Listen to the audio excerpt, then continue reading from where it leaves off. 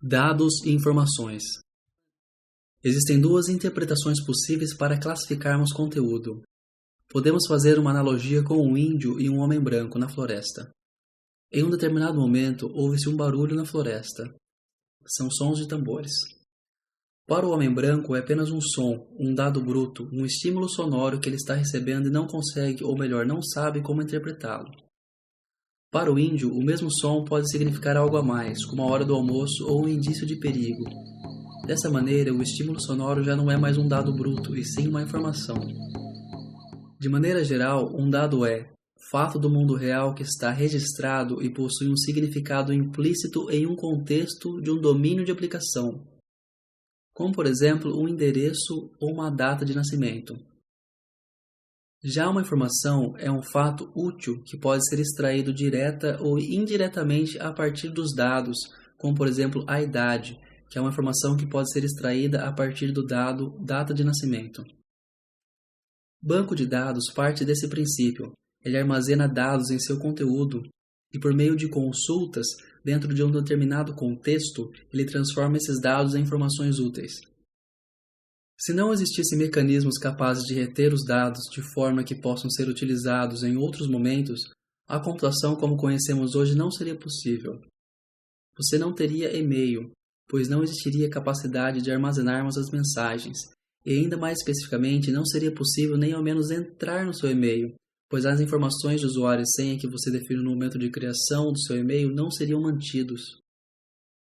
Sem os bancos de dados, voltaríamos à idade onde precisávamos usar papéis e canetas para resolvermos problemas simples, como, por exemplo, controlar o estoque de mantimentos de uma padaria. Por mais que tenhamos uma computação avançada, a não retenção dos dados nos tornaria frágeis. Introdução à solução. Princípios básicos de banco de dados. Para solucionarmos o problema clássico de manter os dados após o computador ser reiniciado, ou após o programa em execução ser fechado, é necessário mover a informação da memória RAM para o disco rígido. Os dados mantidos dentro da memória RAM são perdidos quando a energia é cortada, ou seja, quando desligamos o computador. De maneira similar, também perdemos a informação ao fechar determinado programa, pois perdemos o ponto de referência das informações desse programa dentro da memória RAM. No caso do disco rígido, as informações continuam gravadas mesmo após o interrompimento de energia. A grande maioria dos bancos de dados utilizam essa abordagem, ou seja, transfere os dados da memória RAM, os dados temporários, para o disco rígido, que é um dispositivo que mantém os dados ao longo do tempo. Surgimento. Já vimos que os bancos de dados são essenciais para muitas empresas e estão no coração de muitos sistemas computacionais, e que ter acesso rápido às informações é muito importante para a correta tomada de decisões em um negócio. Se você pretende trabalhar com desenvolvimento de software, com certeza precisará trabalhar com banco de dados em algum momento. Conhecer a história dos bancos de dados e como eles evoluíram é muito importante para entender como os bancos de dados mais comuns são organizados. Então, como aconteceu a evolução dos bancos de dados? Antigamente, as empresas armazenavam dados em fichas de papel, que eram organizadas em arquivos físicos, através de pastas. Extrair informações e manter esses arquivos organizados era uma tarefa muito custosa.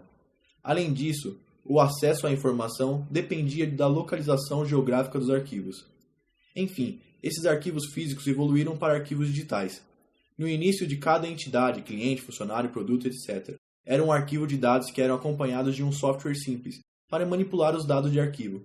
Esses softwares permitiam realizar operações de cadastro, alteração, exclusão e consulta nos arquivos digitais. De fato, melhorou bastante, principalmente a tarefa de consulta de informações. Porém, os arquivos digitais eram ainda uma versão melhorada dos arquivos físicos. Mas as entidades precisavam relacionar-se. Por exemplo, um produto é fornecido por um fornecedor.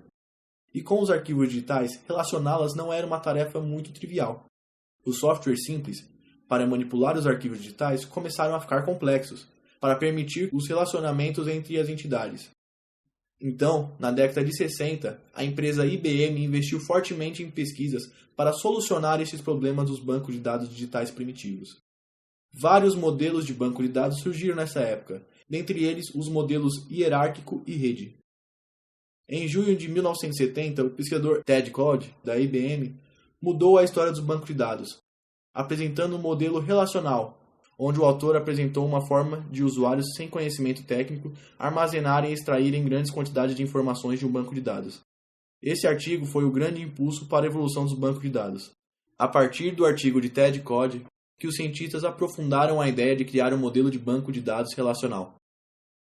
Banco de dados simplista. Todo banco de dados deve fornecer no mínimo mecanismos para definir a estrutura de armazenamento interna, possibilitar o recebimento e a retenção de dados dentro da estrutura interna definida, execução de consultas, ou seja, a realização de extração de informação a partir da estrutura definida, e oferecer mecanismos para alterar dados previamente incorporados no banco de dados. Exclusão mútua. O grande problema com a exclusão mútua pode ser ilustrado da seguinte maneira. Imagine a seguinte situação. Você e sua esposa combinam de ir ao banco. Ela vai ao caixa fazer um depósito de R$200 e você vai a outro caixa eletrônico e fará um saque de R$100. No momento que sua esposa verificar o saldo, aparecerá a quantia de R$500. Porém, no mesmo instante, você está fazendo uma retirada de R$100. Quando sua esposa for realizar o depósito, o fará pensando que tem R$500 na conta, quando na verdade só tem R$400, pois você retirou R$100 durante o processo. A solução para esse problema é bastante simples. Isso seria facilmente evitado se, quando um processo estiver utilizando o banco de dados, não fosse permitido a um outro processo modificar aqueles dados. Ele já está sendo utilizado, garantindo então mais segurança, confiabilidade e integridade dos dados. Mercado de trabalho. O déficit de profissionais para a área de TI tem aumentado a cada dia. Mais do que apenas profissionais de TI, o mercado procura cada vez mais especialistas em um determinado assunto. Esse fato pode ser ilustrado através do seguinte exemplo. Quando você está com problemas no coração, você prefere procurar um clínico geral ou um cardiologista? Da mesma forma funciona o mercado. E o déficit para especialista de banco de dados gera a situação clássica de oferta e procura, trazendo um ganho de rendimento maior para esses profissionais. Vale ressaltar a nomenclatura dada a esses profissionais administradores de banco de dados. São chamados DBA. Além de administradores de banco de dados, também é possível trabalhar de maneira especializada com a segurança dos dados e, principalmente nos dias de hoje, a otimização do banco de dados, ou seja, melhorar a sua performance. A principal desvantagem para esse profissional é o tempo a ser dedicado ao trabalho, que, de acordo com o Meta Group, é de cerca de 50 horas semanais. A responsabilidade das informações também cai sobre esse profissional, ou seja, vazamento de dados, perca de informações. Em outras palavras, o ganho do administrador de banco de dados é proporcional à sua importância perante a integridade da empresa. Segurança de dados e sua importância. Recentemente, tivemos um caso público envolvendo uma grande empresa que, devido a uma vulnerabilidade de seu sistema, permitiu que 77 milhões de pessoas tivessem os seus dados pessoais divulgados online. Essa empresa é a Sony, a qual, segundo o ICO do Reino Unido, órgão responsável pelo direito à privacidade e informação, teve a maior falha de segurança em toda a história da Lei de Proteção de Dados do país, recebendo uma multa de 250 mil libras, que é a punição máxima, sem contar o prejuízo na Bolsa de Valores, onde suas ações sofreram grande queda, mostrando que a segurança de dados não admite erros, pois as suas consequências podem ser desastrosas. Principais sistemas de gerenciamento de banco de dados, comumente abreviados de SGBD. MySQL. O MySQL é um sistema de gerenciamento de banco de dados, SGBD, que utiliza a linguagem SQL, linguagem de consulta estruturada, como interface. É atualmente um dos bancos de dados mais populares, com mais de 10 milhões de instalações pelo mundo. O sucesso do MySQL deve-se em grande parte à fácil integração com o PHP. Quase que obrigatoriamente encontra-se o PHP e o MySQL em serviços de hospedagem oferecidos por aí. Empresas como Yahoo Finance, MP3.com, Motorola, NASA usam MySQL em grandes aplicações de missão crítica. A Wikipedia é um exemplo de utilização do MySQL em sites de grande audiência. Outros usuários de banco de dados MySQL estão Banco Bradesco, HP, Nokia, Sony, Lufthansa, o Exército Americano, a Cisco, Google, entre outros. Banco de dados PostgreSQL. O Postgre é um sistema de gerenciamento de banco de dados de código aberto.